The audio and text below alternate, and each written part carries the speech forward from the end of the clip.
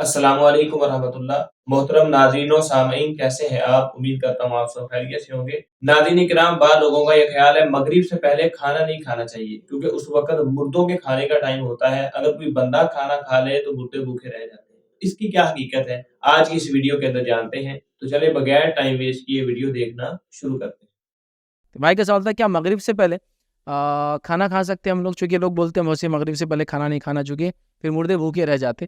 تو یاد رکھیے یہ سب کانسیپٹ جو آیا، اکثر جو آیا، یہ کہاں سے آیا وہ بھی بتا دیتا ہوں آپ کو۔ یہ کانسیپٹ آیا ہمارا حاتم طائی سے۔ حاتم طائی کی فلم آئی تھی، دیکھا آپ نے؟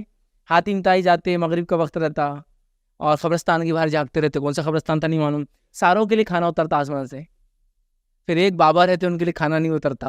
پھر حاتم طائی جا کے پوچھتے کیا ہوا، تو بولتے میں نے گناہ کیا تھا۔ پھر حاتم طائی جا کے وہ گناہ کو صحیح کر کے آ جاتے، پھر ان کو مغرب کے ٹائم پہ کھانا مل جاتا۔ یہ سب فالتو باتیں ہیں، فالتو نہیں ہے، فالتو لفظ تھوڑا سا اور ڈیگریڈ والا ہے یہ باتیں۔ جو مر گیا اس کو کھانے پینے کی ضرورت نہیں ہے۔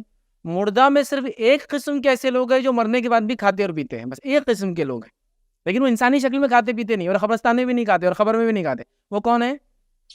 شہداء۔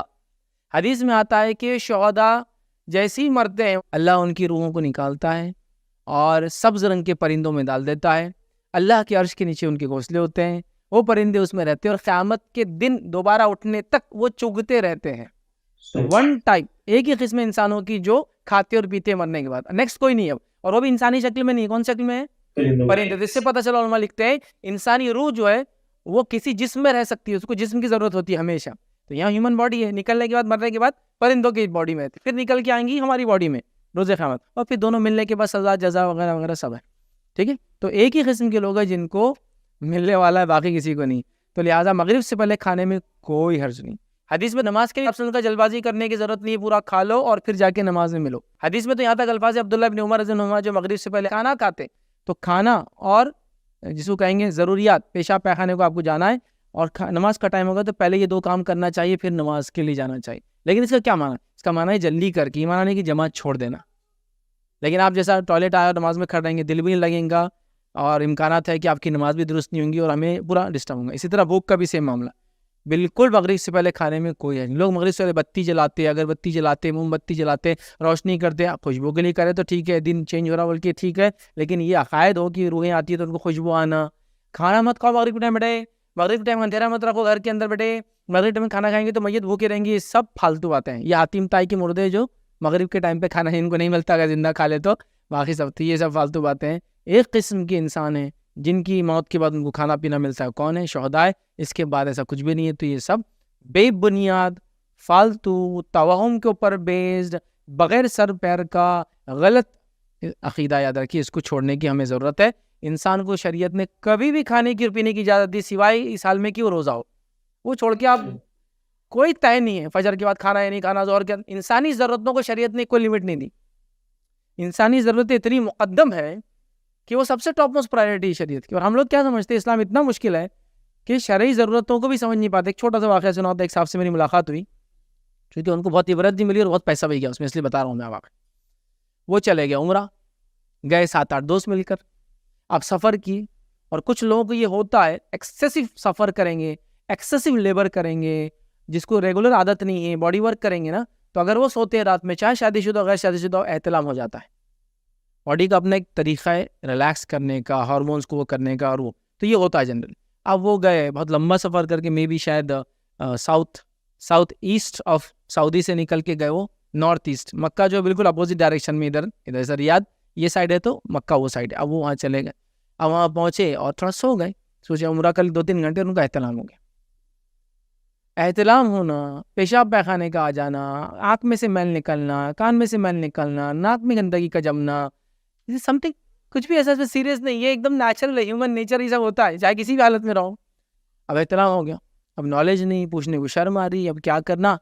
تو اب انہوں نے پھر احرام بھی نیا لے لیے، غسل بھی لیے، پھر نیا احرام پہن کے گئے، اور اب کسی نے ان کو لیا تم کو دم دینا پڑے گا۔ بولے ہیومن نیچر کے اوپر کیسا دم دیں گے یار؟ جو انسانی تقاضے اللہ نے رکھے ہیں، انہوں نے خود سے کچھ نہیں کیا، وہ ہو گیا، پھر اب دم دینا پڑے گا۔ اب دم دینا بولے تو ان کا دم نکل گیا، 800 ریال کا دم، ایک بکرا جو قربانی میں دینا ہے وہ 800 ریال قیمت۔ 800 ریال آپ سوچ رہے ہو کہ مذاق نہیں, بہت بڑی قیمت ہے. کہ لیبر کلاس آدمی کے لیے جو کام کرنے گیا 16,000 اپروکسیمیٹ, کیسے دیں گے وہ؟ اب نالج کی کمی دے دیا. تو انسانی ضرورتوں کو جو ہے نا اسلام شریعت ایک دم مقدم رکھتی ہے. آپ حج کے لیے گئے, آپ عام دنوں میں کپڑے بدل سکتے, حج میں احرام بدل سکتے. آپ ہمارے پاس انڈین پاکستانی کیا ہے, ایک ہی احرام لے جاتے پورا اس سے ہی کر کے آتے, کوئی ضروری نہیں, ملٹیپل لے جا سکتے ہیں. آپ غسل لے سکتے. ہم سمجھتے وہ خالی پہلے لینا, نہیں, پہلے نہیں, بیچ میں نہیں, روز لینا ہے. سہولت ہے تو چونکہ حج میں سہولت نہیں ہوتی ہے, رش رہتا ہے, لائنیں لگی ہے, لیکن ضرورت پڑنے پر آپ جب چاہے غسل لے سکتے. گومن چونکہ ہمارے پاس ایک کانسیپٹ یہ بھی معلوم انڈین پاکستان میں, اگر سمجھو آپ نے احرام کی حالت میں اور بال ٹوٹ گیا تو بولے ایک دم, اور وہ دم دم دم دمادم ہو جاتا ہو, بالا ٹوٹ رہے, سر کے بال نکل جا رہے, تو کنگھی نہیں کرتے لوگ اتنے احرام میں, داڑھی میں ہاتھ نہیں ڈالتے. بولے ایسا ہے کانسیپٹ بھائی, دم دینا پڑتا, بولے بال ٹوٹ گیا. تو میں نے بالکل سنا یہ بات, اور عام لوگوں سے نہیں, جو آج کو جا کے آ گئے بچ گئے, بولے تم ایسا کنگا ڈالے ایک دم رک جاؤ, بال ٹوٹیں گا میاں, دم لگیں گا, اور واپس رکھ کے سیٹ کر لی جیسے. تو پورے 5 دن 6 دن احرام کے وہی داڑھی کو ہاتھ نہیں, کنگا نہیں ڈال رہے. یہ لیک آف نالج. انسانی ضرورت ہے کا شریعت تقاضا رکھتی ہے. احرام ایک ہی رہیں گا آخر تک, احترام ہوگا, گیا تمہارا. تمہاری نیت غلط, حج میں عمرے میں آ کے احترام کر رہے تو یہ کیا ہوگا؟ کر رہے کیا ہو تو ہو جاتا نا, باڈی کا اپنا پروسیس ہے نا, کوئی آدمی خود سے تھوڑی کرتا ہے. تو یہ سب لوگوں نے ایکسٹرا آرڈنری چیزیں کر لی, لہٰذا انسانی تقاضے وہ کبھی بھی لگ سکتی ہے. آپ کھائیے, اگر کھا رہے تو مغرب کی اذان ہونے سے روکیے مت, جلدی کھا کے پھر نماز کو چھوڑ کے شامل ہو جائیے. جی ناظرین اکرام, ایڈوکیٹ فیصل صاحب کی ویڈیو آپ نے دیکھی. انہوں نے بتایا کہ یہ کہانی ہے کہ مغرب سے پہلے کھانا نہیں کھانا چاہیے, کھانا اس وقت مردے کھاتے ہیں. تو یہ بالکل فضول بات ہے جو کہ ایک ڈرامہ سیریز کی طرف سے آئی ہے.